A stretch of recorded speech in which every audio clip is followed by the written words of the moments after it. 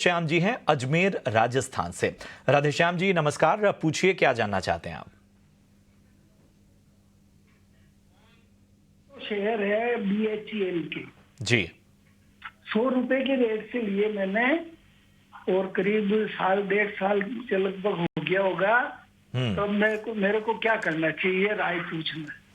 ठीक है, तो सबसे पहले तो आपको बधाई देंगे राधेश्याम जी, क्योंकि बहुत ही अच्छे स्तर पे आपने BHEL में एंट्री ली है और इस वक्त आपको मुनाफा भी यहाँ होता हुआ लंबे समय तक आप बने रहे हैं। तो आगे का नजरिया आपको देने की हम कोशिश करते हैं। गौरांग सर, प्रशांत बात कर रहा हूं। राधेश्याम जी का सवाल BHEL पे है। 100 रुपए के करीब इन्होंने स्टॉक में एंट्री ली है, 200 स्टॉक हैं। आगे का नजरिया चाहते हैं। 1-1.5 साल से उन्होंने स्टॉक में अपनी पोजीशन बना के रखी है। धन्यवाद प्रशांत, आपका और पूजा का इस मंच पर आमंत्रित करने के लिए, और आप सभी को शुभ प्रभात हमारे तरफ से। तो राधेश्याम जी को अगर रुपयों की जरूरत नहीं है, पूंजी की आवश्यकता नहीं है, और अगर ये और समय दे सकते हैं अपने निवेश को, तो हम पहले तो निवेशित रहने की राय देंगे। अब 110 पे निवेश किया गया, 200 संख्या है शेयर की और दाम है करीबन 228 के आसपास, तो कम उमन 2 गुना हो चुका है इनका निवेश। अगर इनको थोड़ी बहुत चिंता हो रही है तो 100 शेयर बेच सकते हैं, जिससे इन्होंने जो पूंजी निवेश की थी वो तो घर आ जाएगी, लेकिन उसके साथ साथ बहुत अच्छा खासा मुनाफा भी आ जाएगा। और बाकी के जो 100 शेयर बचेंगे इनके पास, ये निशुल्क हो जाएंगे बिना किसी मूल्य के, जिससे इनको कोई चिंता होनी नहीं चाहिए। ये 2 विकल्प है, लेकिन हाँ, अगर समय दे सकते हैं और थोड़ी बहुत और जोखिम झेलने की क्षमता है तो पूर्ण रूप से बने रहे, वरना फिर 100 बेच दे, पूंजी और मुनाफा घर ले और बाकी के शेयर निशुल्क कर दे। हमारी खरीदारी की राय है बुनियादी तर्क के आधार पर। ठीक है, अच्छा लग रहा है। BHEL गौरांग को भी आप बने रहना चाहे तो बने रह सकते हैं, और अगर पैसों की जरूरत है आपको तो पार्शियल प्रॉफिट बुक करिए, नहीं तो बने रहिए स्टॉक में, कोई दिक्कत वाली बात नहीं है। अगला सवाल हमें भेजा है पटना से नीरज ने, वो हमारे साथ फोन लाइन पर बने हुए हैं। नीरज जी नमस्कार, सवाल पूछिए अपना। नमस्कार मैम। मैम मेरे पास SBI का शेयर है मैम 12। मैम मैंने इसको 723 रुपए में खरीदा था। कितना समय दे सकते हैं का व्यू है। अच्छा ठीक है, थोड़ा ऊपरी लेवल पर ले लिया मेरे ख्याल से, हाल फिलहाल की खरीद है आपकी, लेकिन चलिए कोई बात नहीं। SBI अच्छा सिलेक्शन है आपका, ये तो कहना पड़ेगा।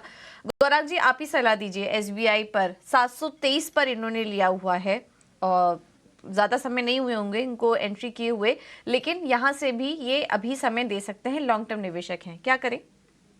देखिए, अगर निवेश अच्छी कंपनियों में है पूजा, तो निवेश क्या स्तर पे किया है वो ज्यादा महत्वपूर्ण नहीं होता है, पहली बात। दूसरी बात, संख्या में 12 शेयर है इनके पास, और जैसे आप भी बता रहे हैं, मुझे भी लग रहा है कि फिलहाल की खरीदी होगी, कुछ दिन पहले ही इन्होंने खरीदा हो।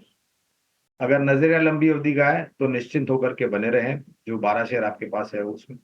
और अगर किसी कारणवश बाजार में मुनाफा वसूली आती है, या फिर स्टेट बैंक ऑफ इंडिया का शेयर आपको नीचे की तरफ आता हुआ दिखता है, उस परिस्थिति में अगर आपके पास निवेश लायक पूंजी है तो आप और भी जोड़ सकते हैं, क्योंकि आपकी संख्या बहुत कम है, बशर्ते कि आपका नजरिया लंबी अवधि का हो।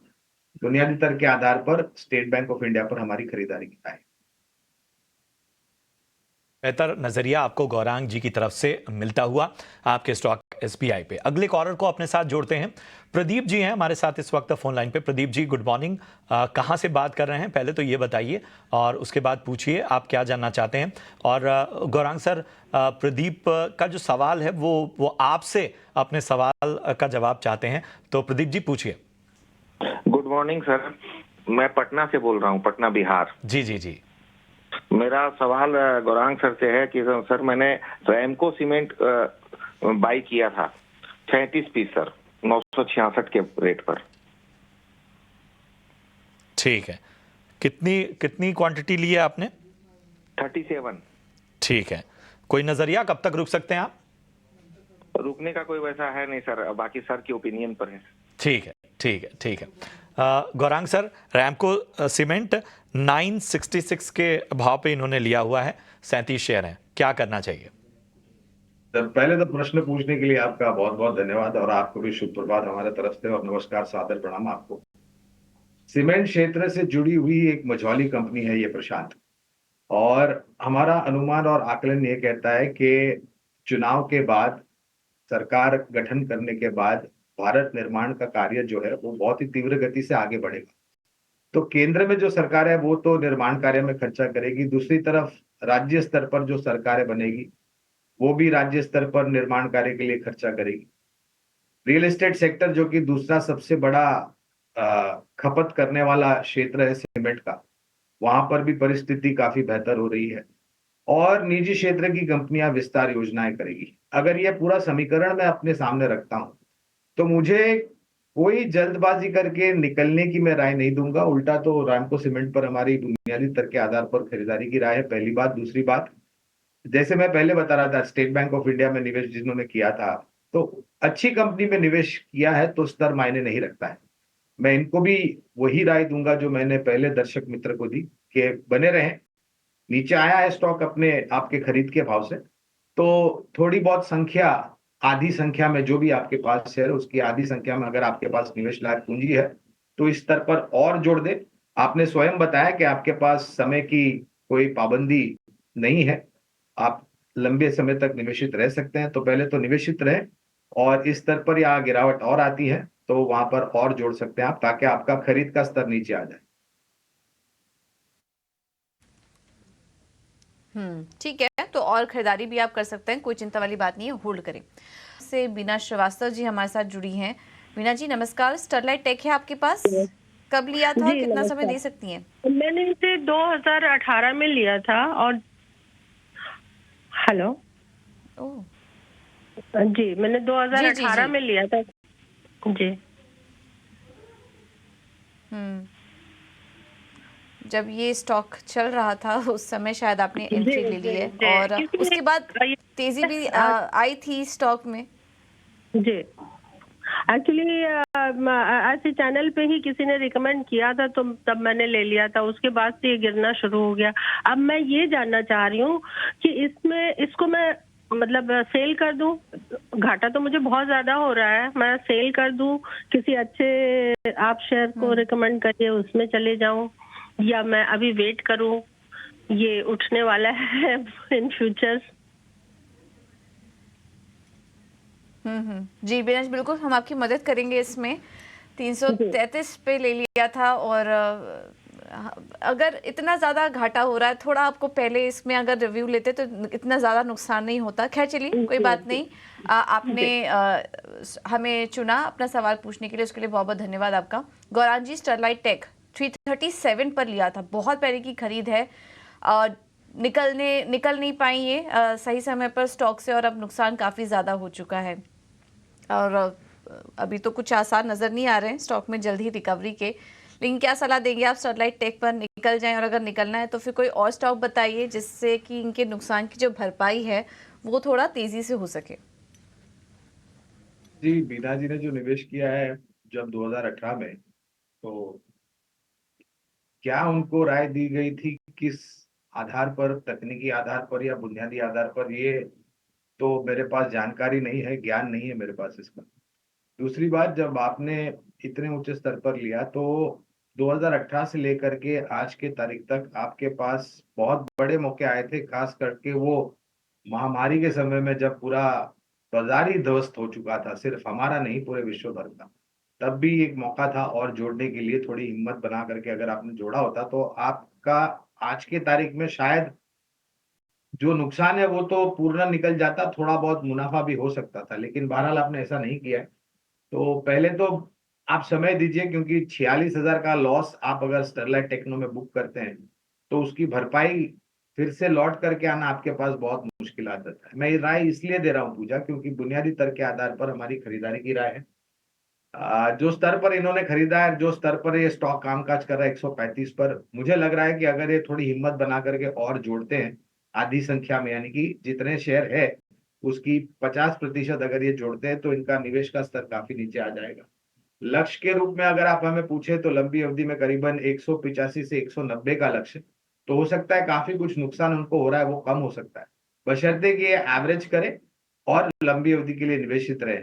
मौका मिलता है आपको तो आपको वो मौके का लाभ उठा करके, अगर कंपनी अच्छी है भले ऊपरी स्तर में लिया है, अगर निचले स्तर पर मिलता है तो आपको बिल्कुल यहाँ पर जोड़ना चाहिए, खास करके ऐसी परिस्थिति।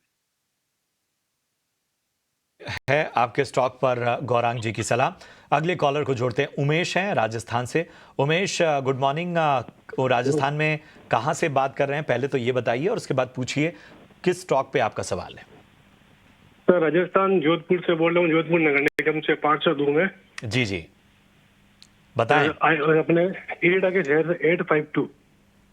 अच्छा, क्या किस भाव पे लिया आपने?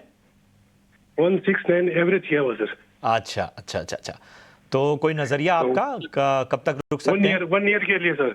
ठीक है ठीक है, तो 1 साल का नजरिया है। गौरांग सर, उमेश जी हैं, राजस्थान में जोधपुर नगर निगम के से पार्षद हैं और उन्होंने हमारे चैनल को चुना है एक बेहतर सलाह के लिए। जरा उन्हें गाइड करें। महेश जी को गणी खम्बा महाराज हमारे तरफ से, और सवाल पूछने के लिए धन्यवाद हमको और 18 स्वदेश को। प्रशांत भाई, आपको पता होगा इरडा का आईपीओ आने वाला था, तब हम हमारे ही चैनल 18 स्वदेश पर थे और अपने लंबी अवधि के लिए जो हमारा आईपीओ नोट था उसके आधार पर आईपीओ में सब्सक्राइब की राय दी। अब उमेश जी ने जाकर के काफी ऊपरी स्तर पर खरीद दिया आईपीओ। मेरे ख्याल से कुछ 30 या 35 के आसपास आया था, अगर मेरी याददाश्त सही है तो। प्रशांत, आप दुरुस्त कर सकते हैं अगर मैं गलत हूं तो। वहां से लेकर के 200 के स्तर देखे, फिर नीचे लुढ़का, फिर ऊपर गया, फिर तो पहली बात तो ये है कि ये लंबी अवधि का निवेश है, तो हमारी जो राय थी आईपीओ में बने रहे। लेकिन इन्होंने जो स्तर पर लिया है, ये कहते हैं कि इन्होंने एवरेज किया है। तो उमेश जी, अगर आपने एवरेज किया है तो एवरेज करने की भी एक पद्धति होती है, एक अनुशासन होता है। फर्ज कीजिए अगर आपने 100 रुपए पे कोई शेयर ले लीजिए तो 99 या 98 पे आता है तो एवरेज मत कीजिए। जब तक आपको 5-10% की गिरावट नहीं मिलती है आपके पहले खरीद के भाव से, तब तक आपको खरीद नहीं करना चाहिए। अगर आपको 90 या 95 मिलता है तो पूरी संख्या में एवरेज मत कीजिए, आधी क्वांटिटी में एवरेज कीजिए। ये भी एक अनुशासन है, पद्धति है, थंब रूल है, जिस प्रकार से आप एवरेज करें। कम दायरे में अगर आप एवरेज करते हैं तो वो आपको बहुत ज्यादा फायदा नहीं पहुंचाएगा, आपका जो खरीद का स्तर है वो बहुत नीचे नहीं लगेगा। फिलहाल तो बने रहे, और अगर 150 125 के आसपास आता है तब जाकर के थोड़ी बहुत संख्या आप जोड़ सकते हैं। लंबी अवधि के लिए बने रहने की राय। ये सलाह आपको